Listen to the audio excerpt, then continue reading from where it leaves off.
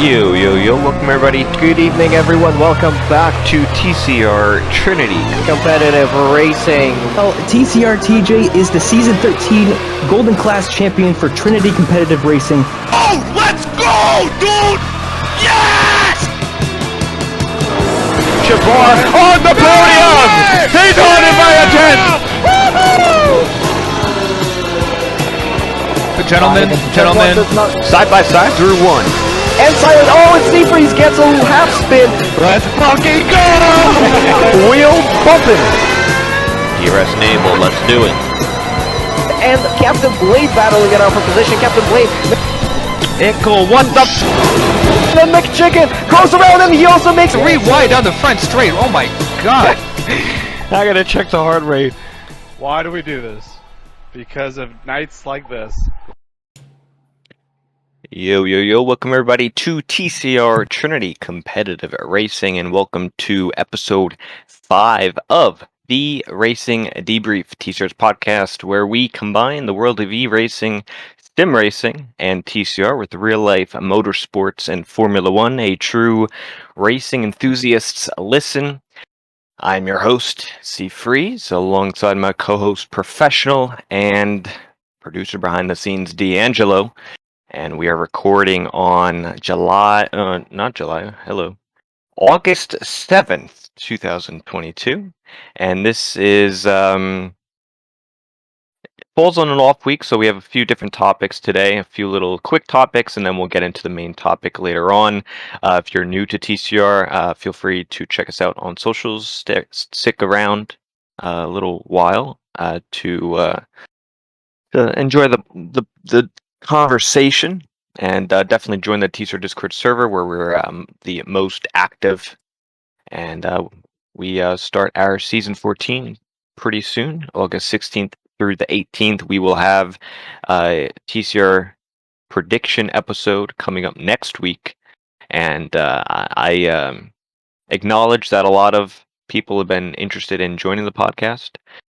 We only do one episode a week, so we kind of have to combine a few topics, and we can't have everybody on at once. So it's let time do its course. But as I remember last episode, we talked about Aston Martin with Sebastian Vettel retirement, and literally the day after we posted that, we got breaking news that Fernando Alonso left Alpine, went to Aston Martin. That's not the big news.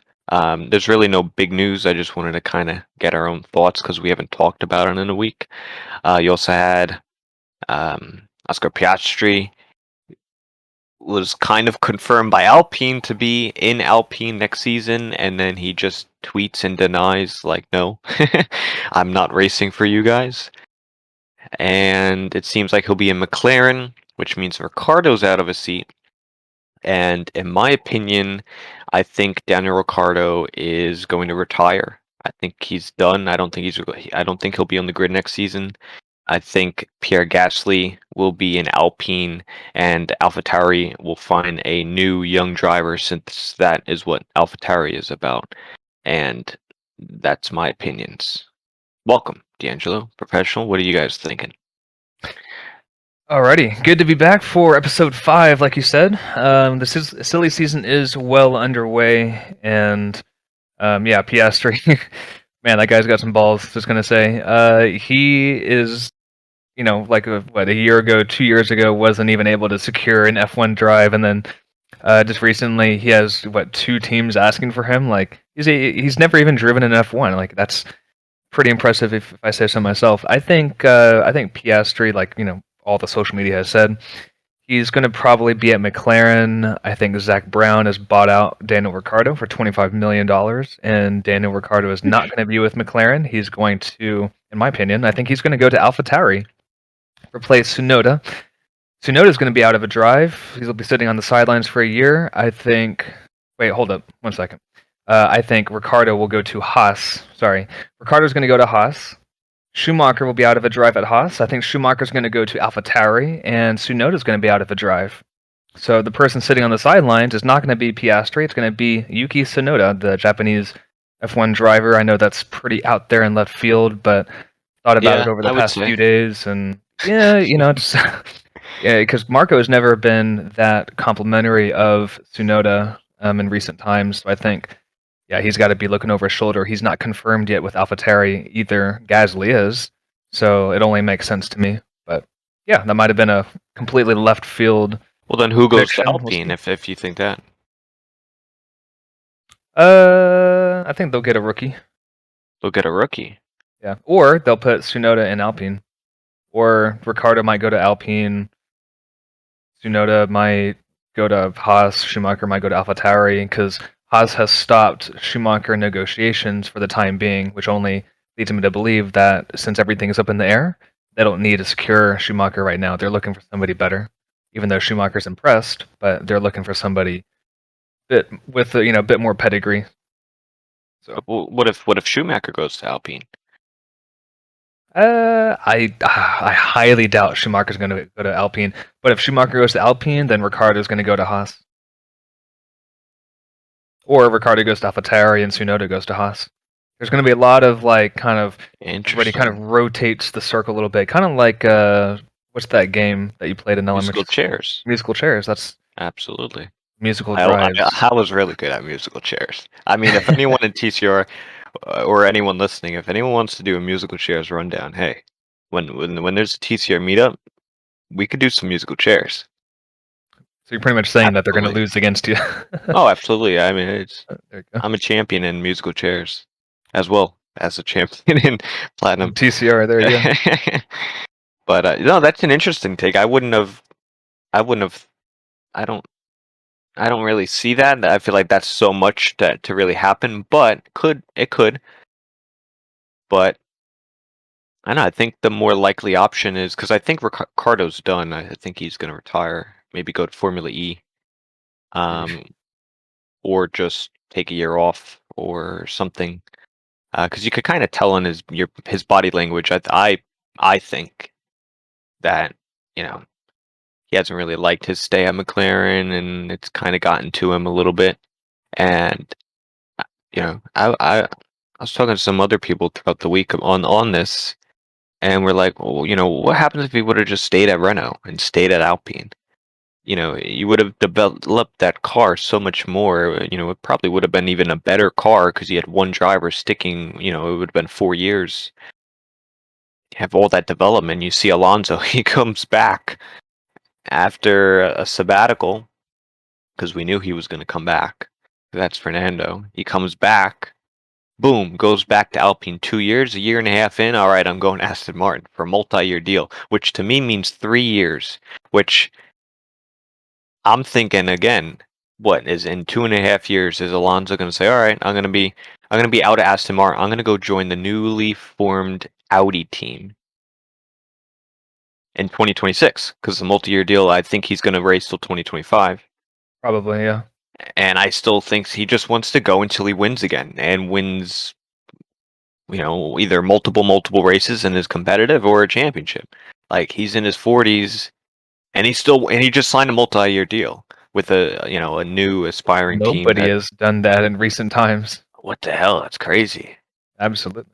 And only he could do that. Like even back in the 80s, I don't remember really anybody, and of course we weren't alive back then, but I can't remember anybody that, signed a multi-year deal and was racing well into their 40s and still competing for, or not competing for, but being at the top of their game and really excelling with whatever team and whatever equipment they were given, which is all the more impressive for Fernando Alonso. And like you said, I think him going to Aston Martin for the next 3 years, and then in 2026, maybe going to Audi or Do you really think he's going to be Porsche, racing in whatever. 2026 and more with the Yes. new? Because if he's going to sign a multi-year deal to 2025, I'm assuming. I don't know if they actually release that, but I would doubt that it's only 2 years because that's really not That's going to be multi. 3 years, I think. If he's 1 year away from like a new engine regulation or something coming that might entice him to stay longer, I think he's gonna stay longer.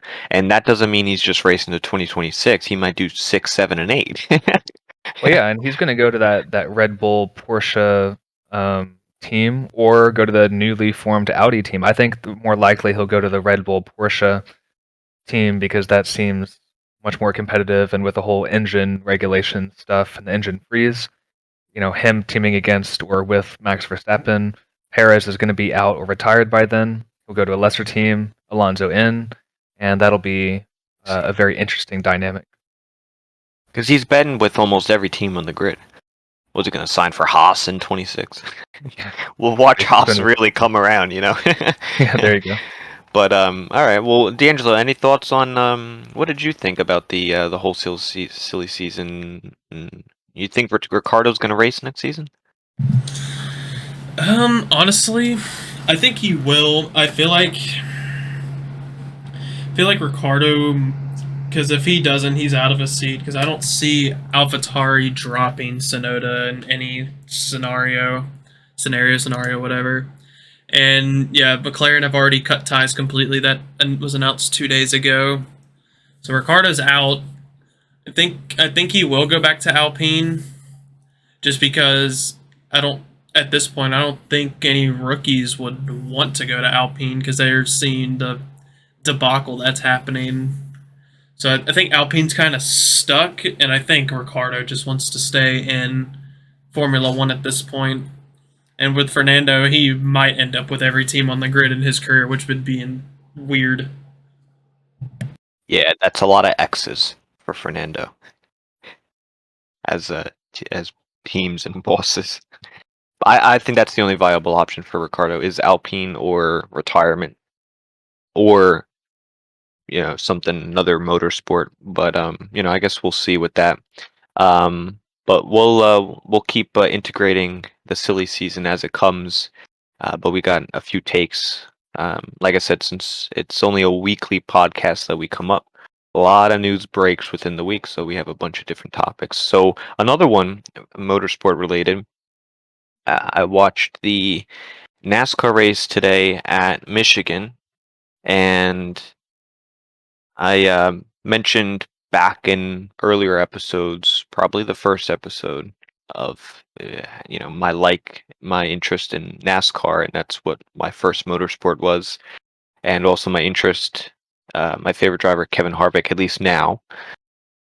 He has been on a long winless streak and was sitting outside the playoffs entering with only 3 races left in NASCAR after today. They'll start the playoffs soon, and he really needed a win in order to get back in to the playoffs. His consistency was actually quite good. He was sitting quite comfortably in the top 16, but with the NASCAR playoff system how it is, you need to have a win in order to get into the playoffs or point your way in. But he was behind because 14 different winners have won, and I think this makes 15 different winners on the year, which is really like a lot of different winners. And there's only 16 spots, so I thought I would tune in for the entirety of the race because I know he is pretty good at Michigan. And I thought there was a good chance that Ford would get it done because they're really good at Michigan. And there was a last green flag run of maybe 30 or so laps, maybe 40 to 30. There was and Harvick was leading. He had a big gap. Guys behind were battling, and there was a few moments where there was possibly a caution coming out. You had Blaney hit the wall. You maybe thought the caution would come out. You had another driver have a flat tire. I don't know if it was Suarez. But I was just waiting for him to come around because his last so he was able to get it done, which I think was pretty cool for him.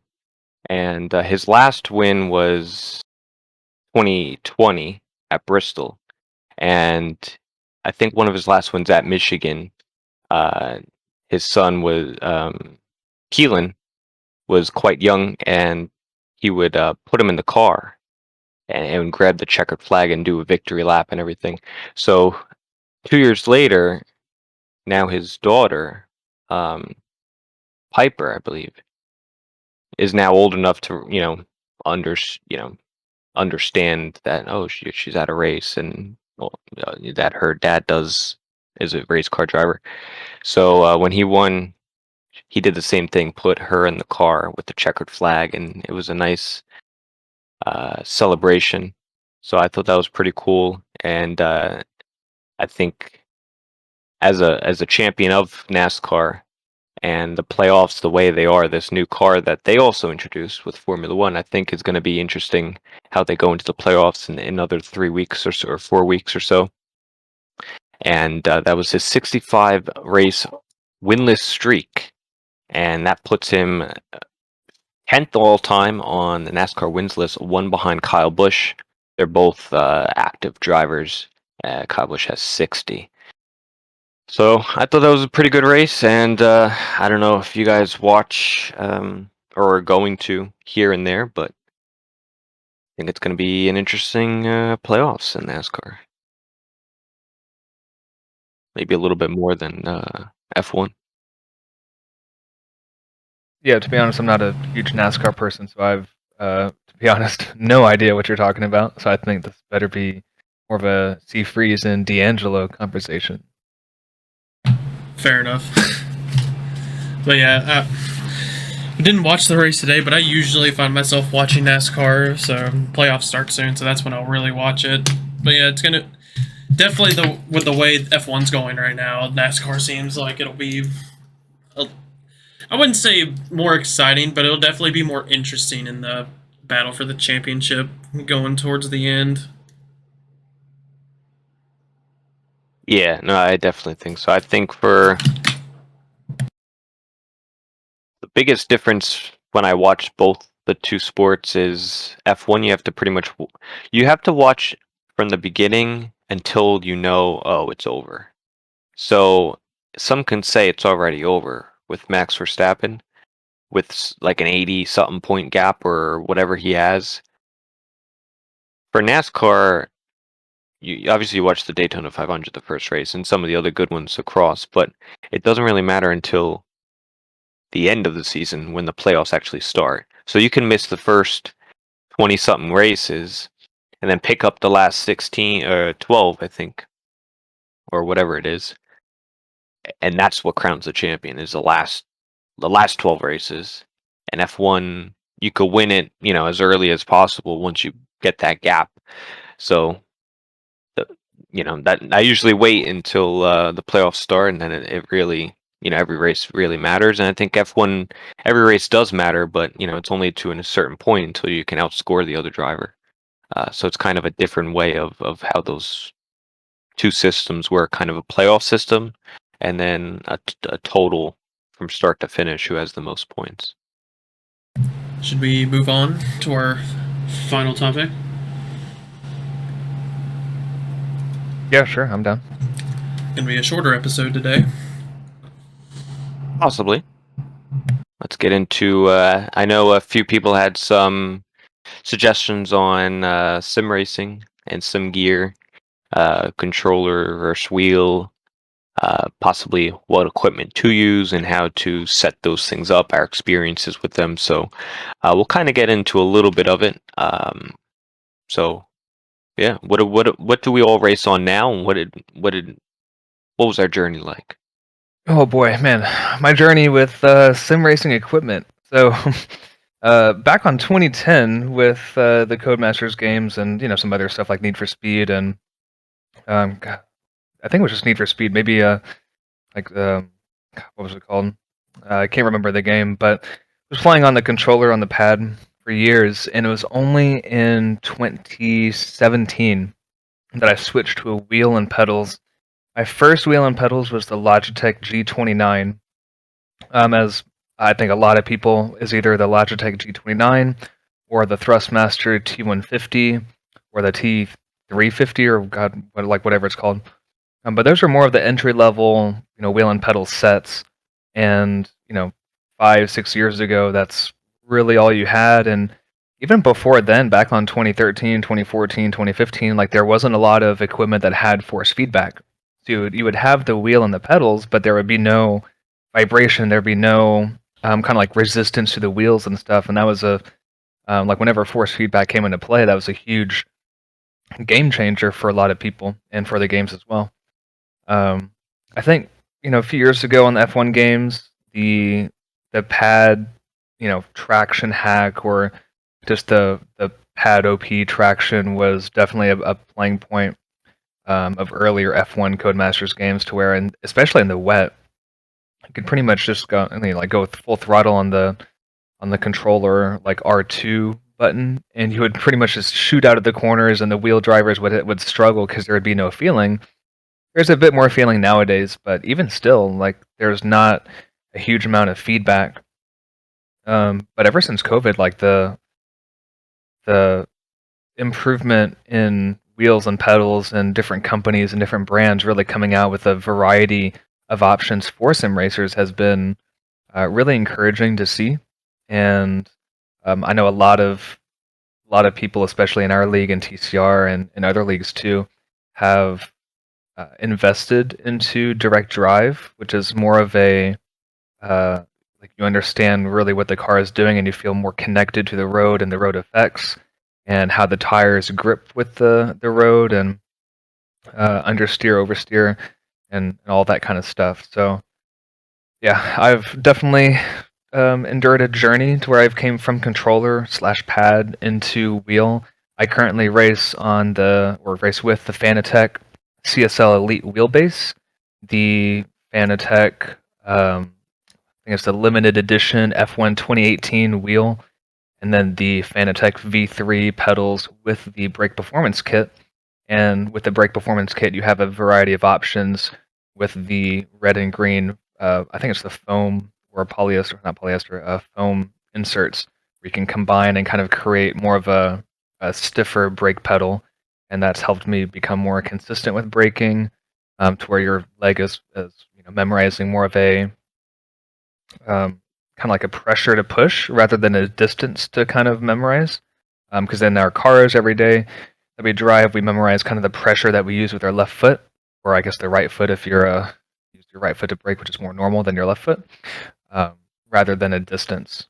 So yeah, I've enjoyed the journey and kind of you know I guess elevating my sim racing experience and to what it is today. I'm quite happy with my setup. If I had the money, I would go direct drive, but um, yeah, definitely today with inflation and all the economic troubles, it's just not really feasible to go to direct drive. Although I do know a lot of people that have gone that route very recently, and they're quite happy with it. So it's encouraging and pretty cool to see a lot of people investing into something that they love, and to keep enjoying these sim racing games and all that. Yeah, I had a pretty similar way, I would say. I started actually, I think my first wheel, I think was a gift, or I think maybe I bought it with gift money from either birthday or Christmas or something, and I didn't know if I really just didn't really look up much wheels, and just kind of could get whatever I could afford with it. So I remember I just remember till now, once I started thinking like, oh, what was my first wheel? And I thought it was the T150, but it was actually the T80, which, like you said, a lot of wheels back then didn't even have like force feedback. This one didn't. It was, I think, because there's different types of how the wheel actually turns, and I think this one was like it was ran off like a bungee cord system. So the feedback was, you had like resistance, but it was like kind of like a bungee cord. It would get more and more resistance, like the more you would turn. And it was just really bad. The pedals were really bad. There was no force Yeah. feedback whatsoever. I don't even know if I have it anymore. Probably either I might have. I think I might have sold it or something. Like they're not that expensive, or if I must have. Yeah, I did something with it. I don't have it anymore. Then I got the T150, which actually had force feedback, and that one is still entry level. Pedals were, I guess, just the plastic set that you get It was probably from from the base. T150 because it was a wheel and pedals set, just like the Logitech G29 or the Yeah, G27, whatever you want to get. yeah, it came, with it as in a bundle, and there's like two versions of Thrustmaster. There's the one with like all plastic, and then there's like a two pedal set with a little bit of reinforcement, which has a little bit better equipment, maybe a little bit more metal or whatever else Oh, they that's use in it. yeah, that's the T3 PA Pro, right? Well, that's the next step up. So Oh, there's one okay, right in gotcha. between. Yeah, the T3 PA pedals are pretty good. Those would be, really acceptable for, I would say, a little bit more mid level as far as sim equipment. But then my plastic ones, the wire on the throttle, I think it was, wore out every like 6 months. So I think I had a year warranty, and I went through not six, three pedal sets every 6 months. Since I had that wheel maybe a year and a half, and it would just overuse. It would just eventually go out. So the pedals are the most important thing on your rig, I believe, because that's where you're doing most of your application, your throttle and your braking, steering. y- and the feedback you get's important, but the throttle and braking really makes that lap time. So the pedals, you want to make sure they're secure, and you want to make sure they are, decent quality to where you don't have to do too much work on them, quite regularly. So after the T150, then I went in and got the CSL Elite Fanatec bundle, which came with the regular uh, two pedal set, but it wasn't load cell. I guess whatever they call the regular one. I don't know. Maybe just I don't know, the regular. But Right. Yeah, I guess maybe there's no the name for it. regular set is it's not the load cell because the load cell you have to get. I think it's like a custom, well, not a custom thing. Well, yeah, you Yeah, could add that on. So that's also an option for separate. those who might want to get just this. Well, now they don't even make the CSL Elite, which is, I think, a problem. But Mm. because now they mandate that the direct drive one, I think, is now what the CSL Elite it used to be. Um, there was also the Club Sport that Fanatec uses or has. I don't know if that is even an option to buy anymore either. I'm not too sure. I know Fanatec um, likes to discontinue a lot of their products and just kind of have a few options. Whereas maybe some other companies will keep running certain stuff and just improve that and not discontinue as much stuff. But from the T150, I went to the CSL Elite, and eventually I upgraded my pedal set to the V3 pedals, which then does have that load cell in the braking. And I did not go with the brake performance kit, but I made sure they were secure and everything, because you do have to press a lot harder than you would on a lower entry level pedal set. But I've been quite happy with it. I haven't had too many problems with the wheel. I had the same rim, the same wheel, and I use it, I think, a few years now. I had it since like season 7, which was 2018-ish. So, had about 4 or 5 years, I'd say, which I'm probably due for an upgrade, but I'm happy with this for now. But I think the direct drive seems pretty good. I don't even have a real rig setup, but I would like to get one someday. But I think for now I'm just kind of content with what I got. Um, but I think for those who are on controller, I know D'Angelo's on a controller, and for those who want to get an actual wheel, you gotta really, I guess, ask yourself, do you want to, like, are you for real about racing?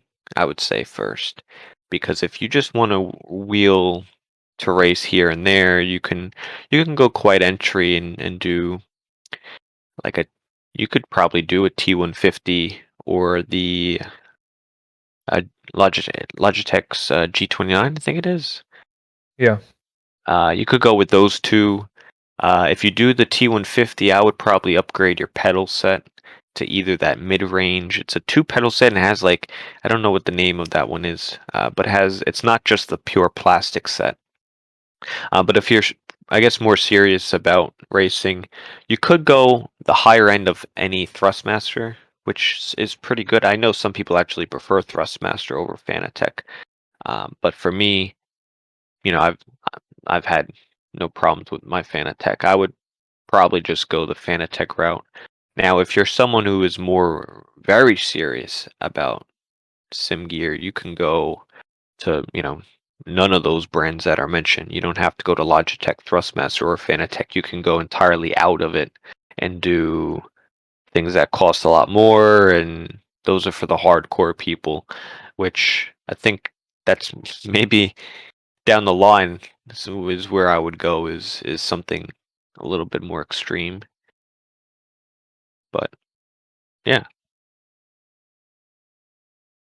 I Yeah, definitely the more I recommend extreme them. things, it's like VRS. Um, God, what's the other brands?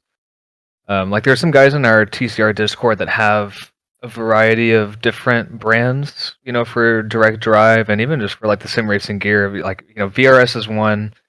I can't for the life of me remember any other of the brands right now, but Fanatec is like the most well-known sim racing gear, and a lot of people have that. Thank God that my equipment, the CSL Elite stuff, has lasted, 5 years or 4 years, whatever it's been. Kind of same as you, Seafreeze. Yeah, Knock on wood it's right now, but pretty because some reliable. people, yeah, some people have had lots of issues, like their cables don't connect or their pedals have been disconnected, and this and that, whatever. The thing just stops working completely. So I'm lucky to have my stuff work. But in terms of like rigs or setups, like you said, you have a more of like a simplified wheel and pedal setup. Like I think you sit in, like your gaming chair and you've like kind of pushed your pedals against the wall or something, and so that they don't flex or move whenever you use them. I have a custom 80/20 rig. Like when I say custom, people think, "Oh, that's so expensive." Blah blah blah. It's really not that expensive. It's actually quite cheap. Luckily, I have a guy who lives about 25 minutes away from myself, and he was able to fabricate a lot of custom, the aluminum profile 80/20 uh, profile, rig stuff to kind of my seating position, my body, and got a really cheap Sparco. I think it's the R333 chair. It's a very simple chair. But yeah, like the aluminum profile stuff does not flex at all, and if it does, it just makes a few creaking noises here and there. But you can get it a lot thicker, so it doesn't flex. And there's pre-built aluminum profile rigs and all that.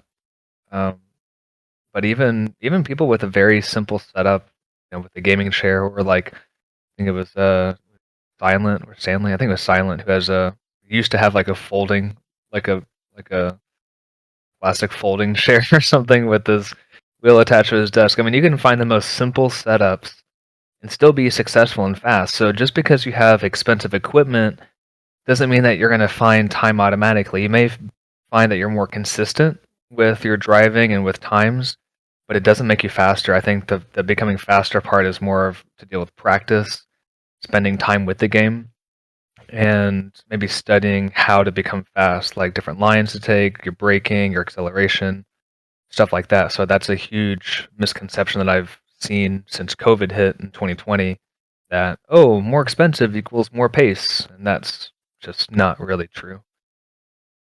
Yeah, and people also do have pretty good equipment, but they don't know how to really set it up. I think, Yes.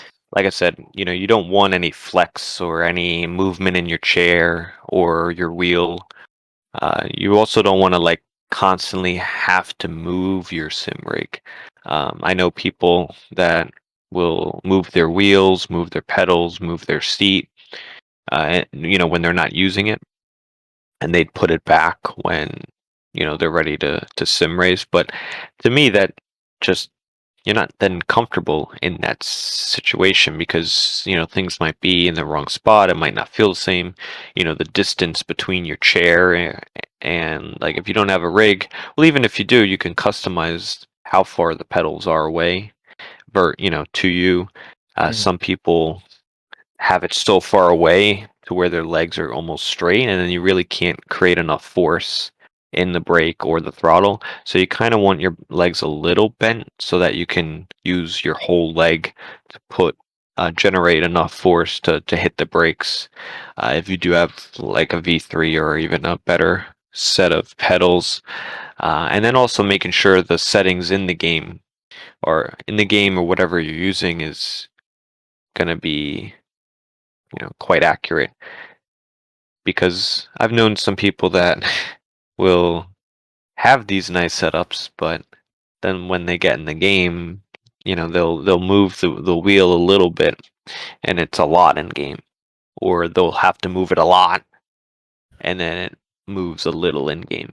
So people like to mess with their setups so much and put force feedback at so high or too low, that might not be good, because for some of the Thrustmaster or Fanatec wheels, if you try to put the force feedback all the way up or to a point where it's at max, and when I mean max, I mean the maximum point that the game will allow to give feedback, then everything above that is what they call clipping, to where it's you're not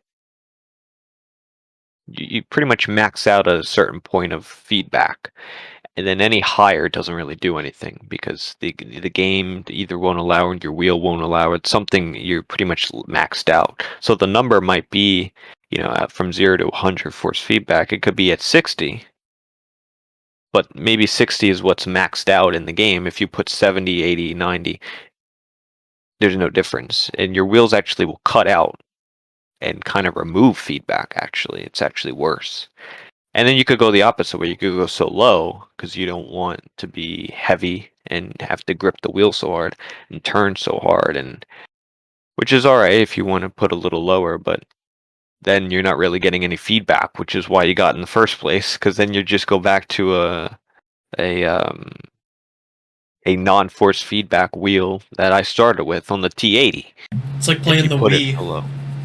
Yeah, it is. Exactly right, absolutely actually. Yeah. The Wii without force feedback. Now, if only the Wii. Now, here's an idea. We might have to patent this. You bring the Wii with force feedback. Now you might have something. They might have that though already. I'm sure they do by now. It's 2022, almost 2023. They haven't thought of, thought about it by now, then what are they doing? But yeah. Yeah, but I wouldn't mess around with too many settings when you get like the game or the any sim that you go on to, and the wheel to first set that up. I think if anything, look up like recommended settings, either through like Reddit or some other platforms online, and other YouTubers. Try to get a recommended setting so that you can kind of use a little bit more guidance to kind of get those settings right. And if there's something wrong, you could always tweak it. But I feel like going to one extreme or the other, kind of ruins the experience in that. But yeah, I would. My ideal setup would be I'd have a whole sim rig room dedicated, and I would do. I think triple monitors are really cool. I know VR is compatible now with the F1 games and some other sims, if not soon to be, and the VR is getting really popular. I've tried VR. I'm not a huge fan of it in racing because I think it does kind of limit you as far as how much speed you could possibly be getting opposed to the realism effect. So I probably would go the triple monitor route to get a little bit, or a very ultra wide screen, which is also another probably better than a triple monitor because they have some pretty long ultra wide uh, monitors that pretty much replicate a triple monitor, and I think the vision of that would be pretty cool. Uh, and pretty much I would love kind of like a more laying down style rig, opposed to a GT style, because I think I would still do a lot of Indy and Formula One open wheel cars. So I would love to kind of replicate that sitting position, opposed to what I am now, and more of a Mhm. sitting up position and Yeah, it's kind more of of a slouching, and my back then hurts yeah, because I'm it's kind of like slouching. it's like a GT position compared to a Formula position. The Formula position is kind of like what we know in Formula 2 and Formula 1. And then the GT position is more like a normal driving position, which I think most people use anyway. But like I think Playseat, some other companies too, but mainly Playseat has that super Yep. expensive kind of like replica of the Formula, seating position, which I've always wanted, but just can't justify the cost, to be honest. So expensive. It's an expensive hobby for sure, but Yep. that's why I've learned to kind of be content with what I got. Yeah, Although same. I think I'm pretty happy with the CSL, and whatever would be compatible with that, I'm sure would be quite good as well. And yeah, also I think maybe the other last thing on sim gear would either controller versus the wheel would be, what advantages you might get. Now, for me, this is, if I'm talking specifically to the F1 game, I think the controller has its advantages over the wheel, but the wheel, I think, is maybe there's quite few more positives. So I think for the wheel side of things, obviously you're getting the realism effect because you're actually using a wheel and pedals in a racing game. So I think the experience you get from that is like none other if you're using a controller. Your steering inputs are very smooth, and you can be a lot more precise. That helps in more of like an S section chicanes where you have to have pretty good precision, but also react quite quickly. And you can really pinpoint where you want your movement. And in F1, that's pretty much the most important thing is when you go around the lap, you want your wheel, your inputs, as little inputs as possible. Usually means you'd be quicker.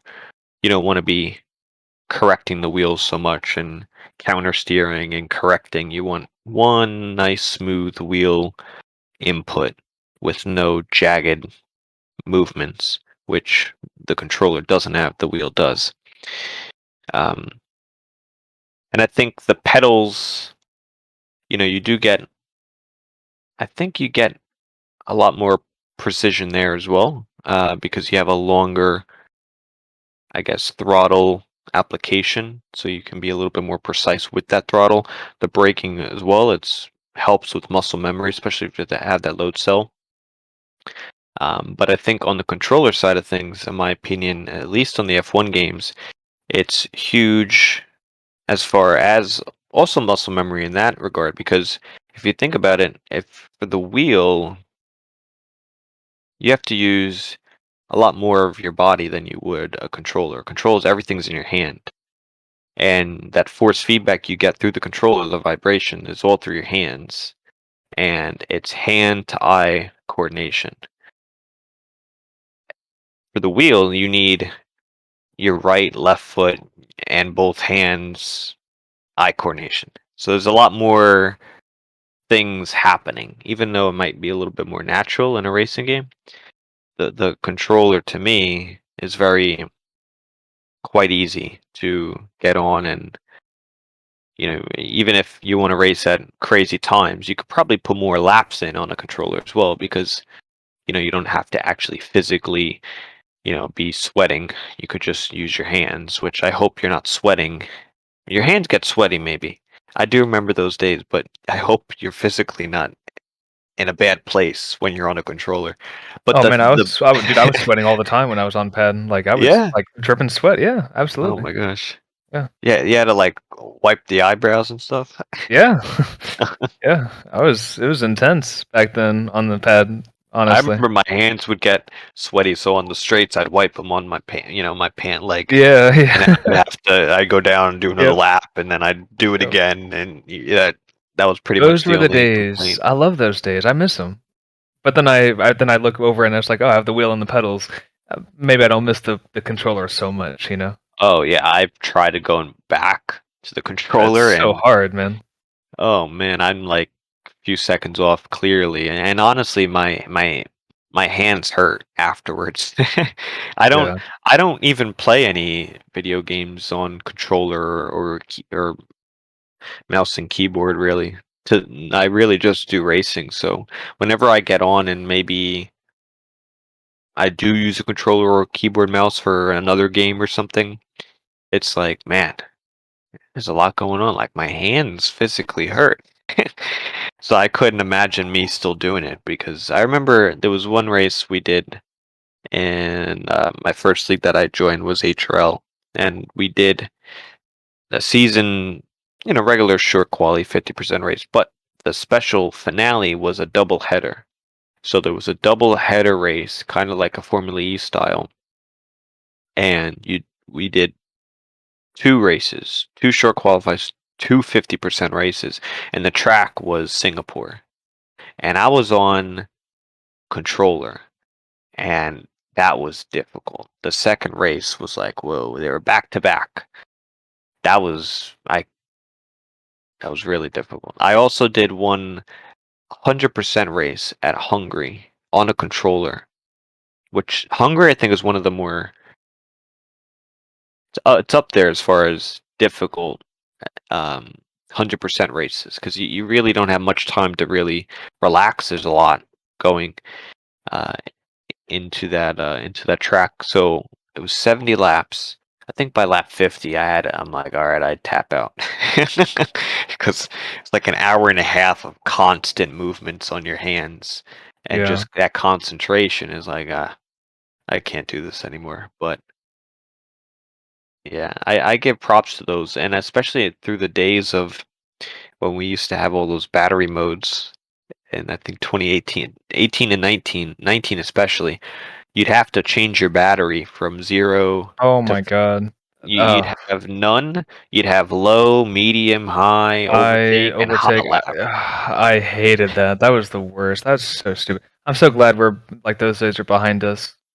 We To have be one honest, button now. I don't like it. We don't even have to do the fuel. I remember, and Good, you because used to have to yeah, do the fuel. I You had know it's stupid. you had lean, standard, and rich, and then on your quali you'd get maximum attack or maximum fuel, and you'd Yeah, have to change those every lap in order to be quick. Every corner every corner. to every corner on It 2019 was game. unrealistic. So I'm glad that it's gone.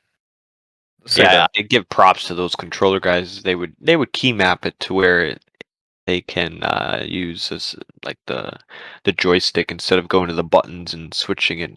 But yeah, give props to those, and whoever is quick. I know we have some quick drivers in Platinum, and I know we'll talk about that more next week. But to be quick on a controller takes a lot of time. I think a little bit more than a wheel, just because you do have it's really difficult because it's kind of like unnatural, because you're turning a car with a stick opposed to a wheel and pedals. So, but I think the one big advantage controller has would be the feedback they get on throttle, which I don't know. Now I've heard on this game that it's been a little different to where they don't actually have feedback. I don't know if that's true. I don't know if D'Angelo, do you get feedback still with the throttle application, or is it you don't get nothing now?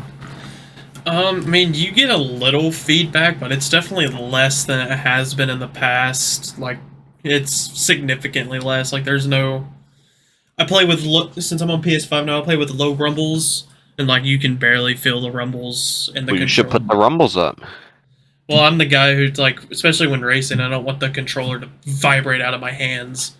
Oh, it's really that crazy, huh? It can be, especially Oh, wow. if your car bottoms out on a curb. So yeah, but yeah, it's definitely on throttle is feedback is definitely it's not as prominent as it has been. Okay, well that's good because I don't think it should be such an advantage because it used to be, and I think it still could be, I guess, if you do put that feature up. But maybe they did fix the that. But I do remember some people saying that the feedback on controller when you go on throttle is a lot less, if none, compared to last game and previous games. Which on wheel you get zero feedback when you go on throttle on the F1 game. You might get some under braking if you have like a V3 pedal. Uh, but apart from that, it's all different. You don't get any feedback. It's all muscle memory, but the muscle memory can't really kick in too much because depending on the conditions, your setup, the wear and rain, dry, it changes temps as well. So that muscle memory that you get on wheel to actually go on throttle is going to be changing. So you really can never get that full on muscle memory like you would on a controller because you do get that feedback, instant feedback, which I'm happy they're kind of maybe hopefully coming away from. But yeah, I don't know if we have any other things to get to as far as sim racing gear. I hope we kind of covered all of the maybe generic topics on that. But if anyone still has any questions on, what we use or possibly, any recommendations, you could let us know. Next week we are deciding we're going to do a TCR season 14 prediction episode. And we will have a special guest on that one, which will be our first guest on the Racing Debrief. Any final thoughts, D'Angelo? Professional? Anything to add? Not really. I'm excited for next week because that means season 14 is right around the corner. And like you said, I believe it starts on August the 14th. No, August 16th.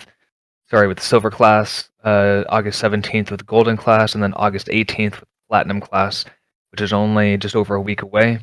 I'm sure everybody who's confirmed for the TCR season 14 and any of the three classes is practicing like mad, doing a lot of five lappers, a lot of online practice to get ready. First race, I believe, is at Brazil. It's always a really close fought battle. So getting some TCR 14 predictions in, talking about people to look out for, and maybe some season surprises, possibly first wins, all that kind of stuff. I'm looking forward to that. A lot of hype in the off season. I'll just say that much. So yeah, can't wait till next Sunday. And if you've been watching, the racing debrief, then be sure to leave a comment below to maybe ask, what you want us to cover. So yeah, that's about it from me on my side. And D'Angelo, do we got a send off for you? Yeah, excited for well, two weeks from Tuesday or tomorrow when everyone's listening on this. Got silver class, and it'll be very interesting to see what the first race entails for a long season ahead. So I'm excited. Wait, Absolutely. it's not 2 weeks. It's only 1 week, Or D'Angelo. You got I 1 week to can't count. practice. I can't You count. better get on it. Well, I hope you go. can't count because I want you to be there. Yeah, absolutely. Yeah, if it's 2 weeks, you're gonna be at round 2, bud. You'll be 25 points down. There you go. I was 25 points down last season when it started. True. You were close. I think next season could be good, and we're gonna get there. Oh. Next episode. We'll talk about it all TCR next episode. Thank you all for tuning in, and make sure to follow TCR on all socials, and definitely join the TCR Discord server where we are the most active.